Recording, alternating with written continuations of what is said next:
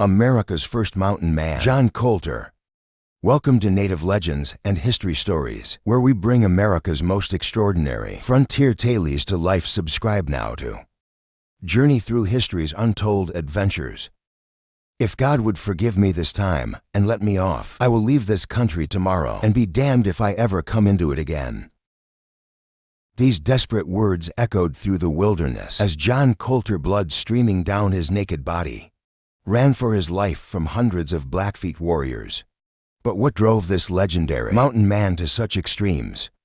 How did a humble farmer's son become one of America's most daring explorers? Born in 1774 near Stewart's, Virginia, to Irish sharecroppers, John Colter's story began far from the perilous frontiers he would one day conquer. Standing 5'10", with a muscular frame hardened by years of farm work, young Colter showed early signs of the remarkable strength and endurance that would later save his life. When his family moved to Maysville, Kentucky in the 1780s, seeking cheaper land, none could have predicted that this simple relocation would set him on a path to becoming America's first mountain man. In the rugged Kentucky wilderness, Colter honed his skills as a woodsman, developing an almost supernatural ability to track game and navigate untamed territories. Rumors spread that he rode as a ranger under the legendary frontiersman Simon Kenton, though few records survive from these early years. What's known is that by 1803, Colter had become such an accomplished outdoorsman that he caught the attention of Meriwether Lewis himself. August 1803 marked a turning point when Colter, alongside George Shannon and Patrick Gass, approached Captain Lewis near Pittsburgh. The Corps of Discovery was preparing for their historic expedition, and Colter's reputation as a skilled hunter preceded him.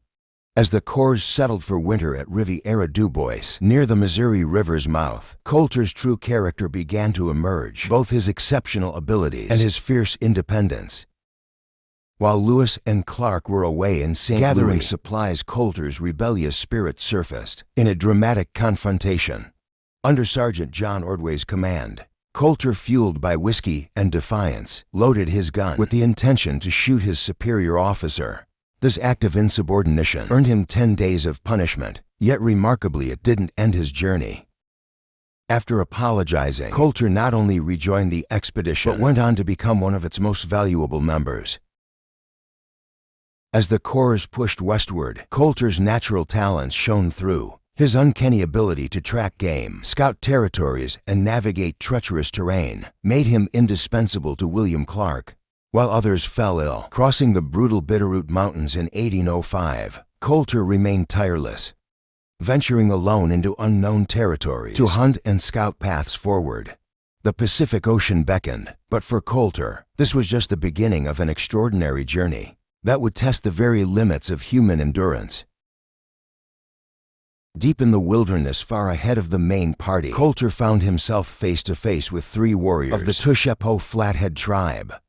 The tension in the air was palpable as the Indians, mounted on magnificent stallions, immediately reached for their bows and arrows. In that critical moment, Colter made a bold decision that showcased both his courage and diplomatic instinct. He deliberately laid down his rifle and walked toward the warriors, arms raised in a gesture of peace. The warriors, impressed by this display of trust, lowered their weapons. Though no common language existed between them, Colter engaged in an intricate dance of hand signals and gestures, the universal sign language of the American frontier. Through these silent conversations, he learned of the Flatheads' prosperity, discovering that each warrior owned between 20 and 100 horses, a sign of their nation's wealth and power. What began as a potentially deadly confrontation transformed into a crucial alliance. After sharing food and exchanging gifts, Colter's diplomatic success bore fruit. One of the young Flathead warriors agreed to guide the expedition through their territory, providing safe passage through the treacherous mountain paths. The success earned Colter a place among the select few chosen to push westward to the Pacific Ocean. He ventured along the seacoast north of the Columbia River into what would later become Washington State, mapping unknown territories and expanding the expedition's scope beyond its original boundaries. By July 1800, Colter joined an elite group of 9 men, personally selected by Captain Meriwether Lewis for a crucial mission. They embarked on a challenging 40-day trek eastward from Traveler's Rest to the Missouri River, aiming to reach the Yellowstone's mouth and rendezvous with Captain Clark's party. However, this journey would prove far from peaceful. The party faced repeated confrontations with the Minnetonka Blackfeet Indians, culminating in a fateful incident on July 27th.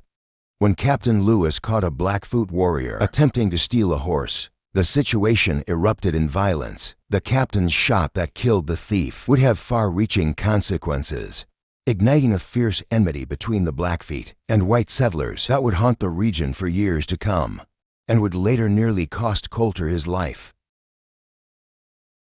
After countless miles and adventures, the expedition finally returned to the Mandan villages in present-day North Dakota.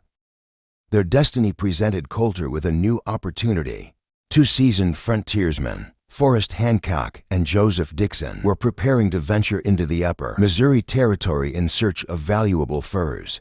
Recognizing Colter's unparalleled knowledge of the region, they sought his expertise. On August 13, 1806, Captains Lewis and Clark made an unprecedented decision. They granted Colter an early honorable discharge, allowing him to guide Hancock and Dixon back into the wilderness he had helped chart. As recorded in Sergeant Ordway's journal, the officers equipped Colter generously with powder, lead, and various supplies for what was planned as a 2-year trapping expedition. On Sunday, August 17th, Colter set off with his new companions in their modest canoe, embarking on what would become an even more extraordinary chapter of his frontier saga. Armed with 20 beaver traps, enough ammunition to last 2 years, and an arsenal of expedition-gifted tools, knives, ropes, hatchets, and various utensils, Colter and his companions, Hancock and Dixon, ventured deep into the uncharted wilderness. Their initial path led them to the treacherous Three Forks region of the lower Missouri, where they established a winter camp in the shelter of Clark's Fork Canyon. However, the looming presence of the Blackfeet, who maintained iron-fisted control over the surrounding territory, forced the trappers to abandon their original plans and seek safer hunting grounds along the Yellowstone River. The Yellowstone, though, proved to be an unforgiving mistress. Its narrow channels churned with dangerous rapids, and game proved frustratingly scarce along its banks. The harsh conditions tested not only their survival skills, but also their unity as a group. After just 2 months in the upper Missouri region, the partnership dissolved. Colter, ever the restless explorer, grew weary of hiding in the canyon's shadows. His adventurous spirit drove him to strike out alone, ascending through the towering walls into what would later be known as the Sunlight Basin of Wyoming. Throughout the early spring months, Colter ranged further south, establishing profitable trading relationships with both the Crow and Shoshone tribes. His solitary existence came to an unexpected turn in early summer 1807, when his canoe emerged from the mouth of the Platte River into the path of tequila boats. At their helm was Manuel Leza, an ambitious entrepreneur who would reshape Colter's path. Once again, over their exchange of information, Leza revealed himself as a co-founder of the Missouri Trading Company, fresh on the heels of Lewis and Clark's groundbreaking expedition. Leza's company sought to capitalize on the newly explored Louisiana Territory by establishing trading posts in the fur-rich upper Missouri.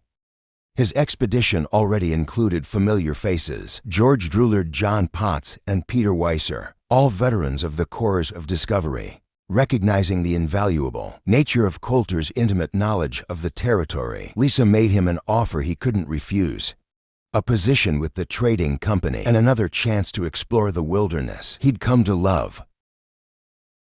This new chapter in Colter's life began with the construction of Fort Raymond, also known as Leza's Fort, at the strategic confluence of the Yellowstone and Bighorn Rivers. By October 1807, Leza had devised a bold plan to announce his trading post to the native tribes of the region. He selected for men for this crucial mission the young mountain man Edward Rose, veterans Weiser and Drew Yard, and Colter himself. Colter's journey was a testament to human endurance. Traversing the winter landscape on snowshoes, he carried a crushing load, a minimum 30-pound pack, his trusty knife, a tomahawk, a powder horn, and a heavy rifle.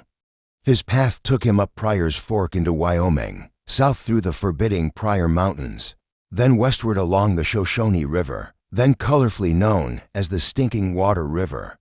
During these solitary wanderings, Colter and Droulard made a remarkable discovery: a mysterious landscape dotted with geysers and bubbling springs just east of the Rocky Mountains. Their vivid descriptions of this otherworldly terrain earned it a fitting nickname, Colter's Hell. The exact details of Colter's winter route through 1807 to 1808 remain shrouded in mystery, with resources providing only glimpses of his journey. While Captain William Clark would later attempt to document Colter's path in his 1814 map of the West, the topographical errors in his work diverged significantly from the actual landscape, leaving future generations to piece together the true extent of Colter's remarkable explorations. Historical records piece together Colter's daring journey south, along the towering Absaroka mountain range.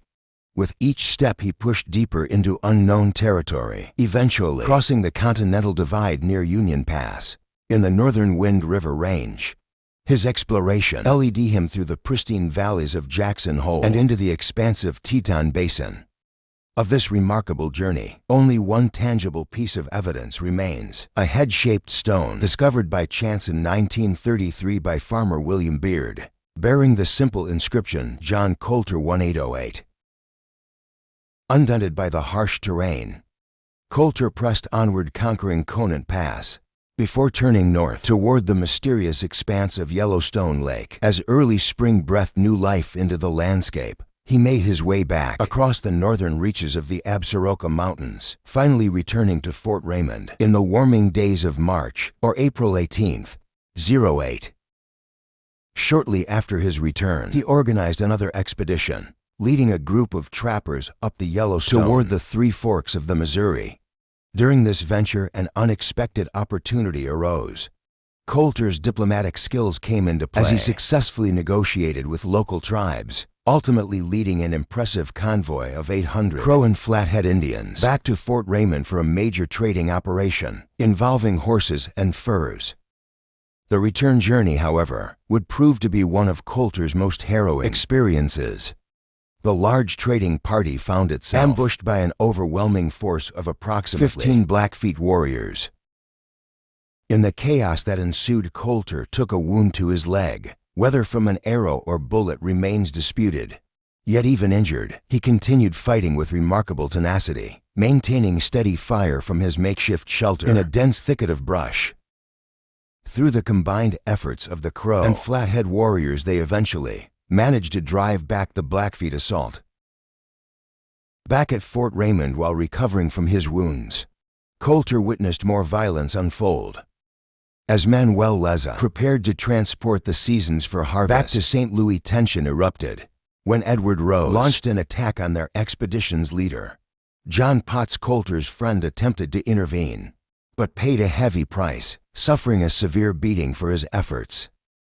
By spring 1809, both Colter and Potts had recovered from their respective injuries. Despite their recent brushes with death, the two men formed a partnership, determined to return to the Three Forks area for beaver trapping. Well aware of the Blackfeet threat, they adapted their strategy, sleeping during daylight hours and setting their traps under the cover of darkness, retrieving them at first light. Fay, however, had other plans. On what seemed like a routine morning check of their traps, about 6 miles from Jefferson's Fork of the Missouri, they found themselves in a situation that would become legendary. As they paddled their canoe upstream, in the early morning light, an ominous sound reached their ears. A thunderous noise like the trampling of many feet. The high steep banks on either side of the river blocked their view, leaving them blind to the danger that awaited. As recorded by British naturalist John Bradbury, who later documented Colter's own account, this moment would mark the beginning of one of the most extraordinary survival stories in frontier history. Colter's instinct screamed danger Indians. He warned Potts, urging immediate retreat, but it was too late. Within moments, the riverbanks erupted, with 500 to 600 Blackfoot warriors materializing from both sides, gesturing forcefully for them to come ashore. With no choice, Colter steered the canoe toward the bank, The moment they touched land, a warrior lunged for Potts's rifle. Colter, displaying his legendary strength, wrestled it back and returned it to his companion, who remained in the canoe. Potts, seizing his chance, pushed away from shore. The momentary hope of escape was shattered by an arrow's whistle. "Colter, I'm wounded," Potts cried out in a fatal act of defiance. He raised his rifle and shot one of the warriors dead. The response was devastating. A storm of arrows darkened the sky, piercing Potts so thoroughly that, as Colter would later describe, his friend's body was made a riddle of. The warriors seized Colter, stripping him of every piece of clothing, leaving him naked and vulnerable as they debated his manner of death. Here Colter's experience among the Crow Indians proved invaluable. Understanding enough Blackfoot language and tribal customs, he devised a cunning plan. Though known among fellow hunters as an exceptionally swift runner, he declared himself a poor runner, playing on the warrior's love of sport and spectacle. A chief, intrigued by this claim, led Colter onto the prairie, marking off a distance of 300 to 400 yards. With a war whoop that shattered the morning calm, the chase began. Colter ran as never before, his bare feet pounding across the 6-mile expanse of prairie, every step in agony as they met the merciless, prickly pear cactus that carpeted the ground. His exertion was so intense that blood began streaming from his nose, painting his naked body crimson as he flew across the plain. With a mile left to the river, the sound he dreaded most reached his ears, footsteps closing in behind him. Every heartbeat brought the expected sensation of a spear plunging into his back in a desperate gambit. Colter suddenly stopped, whirling around with arms spread wide. The pursuing warrior, caught off guard by this unexpected move and Colter's blood-covered appearance, attempted to halt his charge. Exhausted from the chase, he stumbled while trying to throw his spear. The weapon stuck in the ground, its shaft splintering in the warrior's hand. In one fluid motion, Colter snatched up the spearhead, driving it into his pursuer before resuming his desperate flight. Through waves of exhaustion and near-fainting spells, Colter pushed on finally, reaching a stand of cottonwood trees along the river's edge. Without hesitation, he plunged into the cold waters. Providence smiled upon him. Just downstream, a maze of fallen logs had created a natural raft against a small island diving beneath the surface. Colter fought his way onto the timber. After several desperate attempts, he found a space to raise his head above water. Among the tree trunks, concealed by layers of smaller branches, barely hidden, he heard the warriors reach the riverbank. Their war cries of frustration echoed across the water, sounding to Colter's ears like the shrieks of demons. As he lay there fighting for silent breath, the legendary mountain man had no way of knowing that this extraordinary escape would become one of the most celebrated survival stories of the American frontier. Colter lay hidden beneath the raft until nightfall, his heart pounding with each sound that might signal the warrior's return. When silence finally settled over the river, he slipped into the dark waters, swimming downstream until he felt safe enough to emerge. His ordeal, however, was far from over. The wilderness that had been his home for years now became his greatest challenge. Naked beneath the scorching sun, every step was agony as thorns from the prickly pear cactus burrowed deeper into his bloodied feet. Hunger gnawed at his belly. Without weapons, he could only watch as game animals passed tantalizingly close. For 7 grueling days, he survived on nothing but Soriat scalenta, a bitter root known to local naturalists. Yet his iron will drove him forward until he finally stumbled into the fort, more spirit than flesh. By September 18th, having recovered his strength, Colter navigated down the Missouri to the Mandan villages on the Knife River. There he encountered George Druyer with Pierre Choteau's party, who had just completed their mission, escorting Chief Chehawk's family home from their historic meeting with President Jefferson. Among the Mandan celebrations, Colter recounted his harrowing escape and the tragic loss of Potts, his voice carrying the weight of survival. Life had more adventures in store for the intrepid explorer. At the Hidatsa village in October, Pierre Menard Manuel, Eliza's partner, worked tirelessly to convince Colter to return to the Yellowstone. Despite his recent brush with death, the call of the wilderness proved irresistible. Soon Colter found himself back at Three Forks, helping establish a new trading post after wintering at Fort Raymond. But the shadow of the Blackfeet loomed large over their enterprise. The tribe's warriors struck relentlessly, making every venture from the fort a dance with death. Tragedy struck while Colter was checking his traps. The Blackfeet killed the trappers and captured 3 others. Upon discovering his dead companions, Colter made an unbreakable vow. This time he would truly leave the wilderness behind. True to his word, in July 1810, after 6 remarkable years on the frontier, Colter bid farewell to Fort Raymond.